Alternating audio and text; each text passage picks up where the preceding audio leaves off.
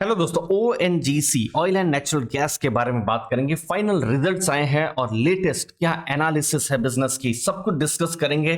शुरुआत डिविडेंड से करते हैं, जो कि बिल्कुल एक्सपेक्ट नहीं किया जा रहा था कि इतना कम आएगा। सिर्फ 50 पैसे का डिविडेंड ओएनजीसी की तरफ से आ रहा है, जो कि एक्सपेक्टेशन से बहुत कम है, क्योंकि ये साल बहुत ही रिकॉर्ड साल रहा है, जब ऑयल और गैस कि जो मार्जिन्स हैं, जो रियलाइजेशन से बहुत ही अच्छे रहे हैं। लेकिन अगर आप फाइनल देखेंगे, 6 रुपया 75 पैसा और 4 रुपया का इससे पहले इंटरिम डिविडेंड आ चुका है, और अभी का 50 पैसा अगर आप जोड़ लेते हैं तो 11 रुपया 25 पैसे का डिविडेंड हो रहा है। अभी आप शेयर प्राइस देखेंगे कुछ 160 के आसपास में है, तो ये 7% का ये डिविडेंड यील्ड फिर भी पूरे साल में हो रहा है। अब डिविडेंड इतना कम आया है, थोड़ा सा और डिस्कस कर लेते हैं कि हाँ बिजनेस में क्या हुआ है। तो आप देखिए, सबसे पहले तो मैं वही चिंता में हूं कि क्या बिजनेस हुआ है या नहीं। तो देखिए, रेवेन्यू जो सबसे पहला नंबर है वो तो हुआ है 36,000 करोड़ के आसपास हुआ है, जो कि पिछली बार 34,500 करोड़ के आसपास था। तो रेवेन्यू बढ़ा है। पूरे साल का रेवेन्यू देखेंगे 1,10,000 करोड़ से बढ़कर 1,55,000 करोड़। तो रेवेन्यू तो बढ़ा है, मतलब कंपनी ने कमाई तो की है, जो कि अच्छी बात है। लेकिन क्वार्टर 4 में प्रॉफिट आफ्टर टैक्स देखिए, ये लॉस हो गया है 248 करोड़ का लॉस, जो कि शॉकिंग लॉस है। और यही आप देखिए, पिछला जो क्वार्टर 4 था, सिर्फ एक क्वार्टर की मैं बात कर रहा हूं दोस्तों, जनवरी फरवरी मार्च 2022, पिछले साल में 8,860 करोड़ का तब प्रॉफिट किया था, और इस बार देखिए कितना बड़ा लॉस कर दिया। लेकिन ओवरऑल नंबर में बहुत बड़ा फर्क नहीं पड़ेगा, क्योंकि पिछले साल अगर प्रॉफिट 40,000 करोड़ के आसपास थे, तो इस बार प्रॉफिट लगभग 39,000 करोड़ को छू रहे हैं। तो 3.7% प्रॉफिट जो है गिरे हैं, थोड़ा सा गिरे हैं, लेकिन ये प्रॉफिट और ज्यादा हो सकते थे। तो इसलिए मैंने थोड़ा सा डीप डाइव किया यहां पर, क्या सही में कुछ बिजनेस में कुछ चिंता है वो देखने की कोशिश की। तो देखिए, कंपनी ने प्रोविजन किए हैं। अब जैसे बैंक्स होती हैं, कुछ लोन खराब होने वाली होती है तो प्रोविजन करते हैं। यहां पर ओएनजीसी ने कुछ प्रोविजन किए हैं सर्विस टैक्स और जीएसटी को लेकर। कुछ उनका टैक्स ऑथोरिटीज के साथ रॉयल्टी पेमेंट को लेकर डिस्प्यूट चल रहा है। अप्रैल 2016 से लेकर मार्च 2023 तक कुछ डिस्प्यूट चल रहा है, और इस डिस्प्यूट के कारण से कंपनी ने क्या किया है, अपने प्रॉफिट में से, नहीं तो ये प्रॉफिट में ही ऐड हो जाते हैं, जो भी 12,107 करोड़ है, इन प्रॉफिट के जो पैसे हैं उनको उन्होंने अलग कर दिया है कि कल कुछ नेगेटिव हो जाता है या कुछ एडवर्स रूलिंग आ जाती है तो हमको हमारे बिजनेस में अचानक से वो शॉक जैसा ना लगे। इसीलिए उन्होंने ये एक प्रोविजन पैसे को अलग करके रखा है। लेकिन कंपनी ने ये भी कहा है कि इस डिस्प्यूट को कंपनी यहां पर कंटेस्ट भी करेगी। तो आने वाला समय ही बताएगा कि यहां क्या हो रहा है, क्या नई चीज हो रही है। लेकिन अभी तो फिलहाल क्वार्टर 4 में लॉस हुआ है।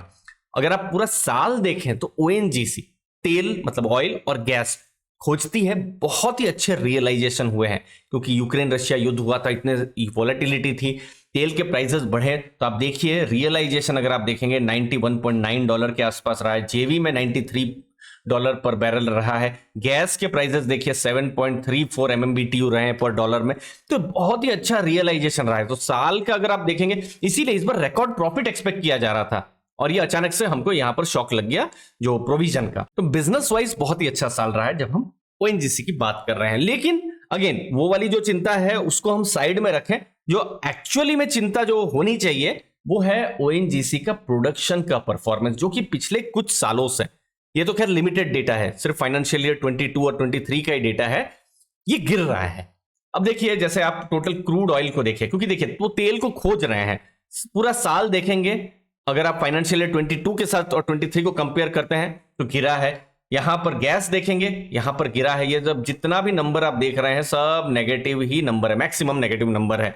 यहां पर आप ईयर ऑन ईयर भी देखेंगे तो मैक्सिमम यहां पर नेगेटिव नंबर है। मतलब ये क्या है, तेल और गैस का प्रोडक्शन जो कि ईयर ऑन ईयर गिर रहा है, जो कि एक्चुअली में बढ़ना चाहिए। आप यहां पर एक और डेटा देख सकते हैं आईसीआईसीआई सिक्योरिटीज के साथ, क्वार्टर 4 FY21, 2 साल पहले आप देखिए, ये गैस प्रोडक्शन 5.3 BCM था ओएनजीसी का, अभी कर 4.9 हो गया है।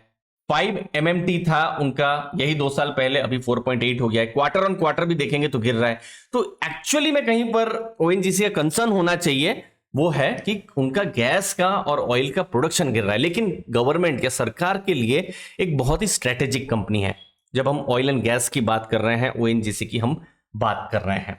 ये है अगला डेटा। ये क्या डेटा है कि बहुत ही अच्छा साल जो रहा था फाइनेंशियल ईयर 22-23 जो जस्ट खत्म हुआ है, क्योंकि गैस के प्राइसेस बहुत ज्यादा बढ़े थे।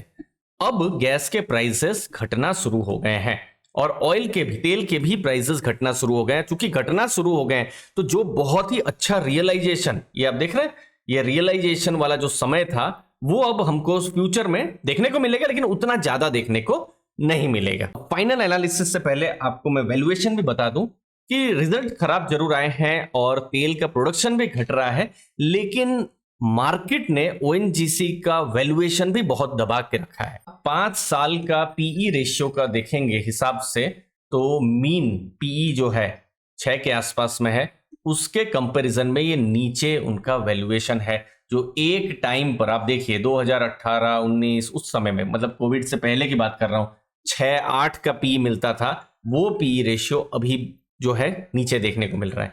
प्राइस टू बुक अगर आप देखेंगे तो जो भी उनके हिस्टोरिकल लेवल है उसके आसपास हमको आपको देखने को मिल रहा है, लेकिन अगेन 2018-19 में 1 के आसपास भी प्राइस टू बुक देखने को मिला है। तो इंपॉर्टेंट है देखना कि फ्यूचर में किस हिसाब से बिजनेस ग्रोथ होता है, क्योंकि ग्रोथ होगा तो मार्केट भी यहां पर क्या कर सकती है, रीवैल्यू कर सकती है, री रेटिंग भी कर सकती है।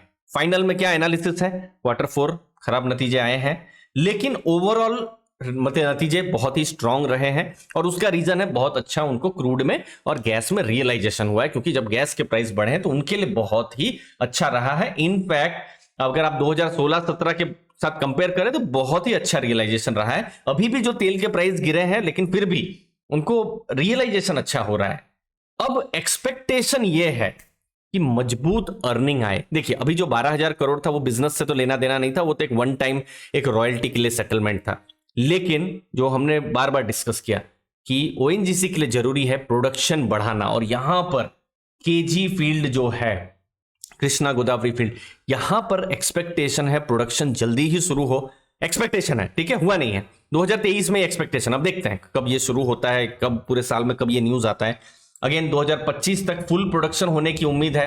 अब ये होता है कि नहीं, ये एक इंपॉर्टेंट ट्रिगर हो सकता है, बट जब होगा तो ये आने वाले समय में बिल्कुल ध्यान में रखना है। अच्छी चीज क्या है, वैल्यूएशन के हिसाब से, हिस्टोरिकल वैल्यूएशन के हिसाब से सस्ते में ओएनजीसी हमको देखने को मिल रहा है। तो आईसीआईसीआई सिक्योरिटीज की जो रिपोर्ट है वो मैं पढ़ रहा था, तो उन्होंने बिजनेस के हिसाब से 218 की फेयर वैल्यू निकाली है। लेकिन देखिए 10 ब्रोकरेज हाउस होते हैं, 10 की 10 एनालिसिस होते हैं, 10 के 10 फेयर वैल्यू होती है। तो ये एक फेयर वैल्यू ही यहां पर मुझे एक रिसर्च रिपोर्ट मिली, तो वो मैं आपके साथ यहां शेयर कर रहा हूं। तो कोई जरूरी नहीं है 218 कल के कल या फिर 2-4 महीने में आ जाएगा।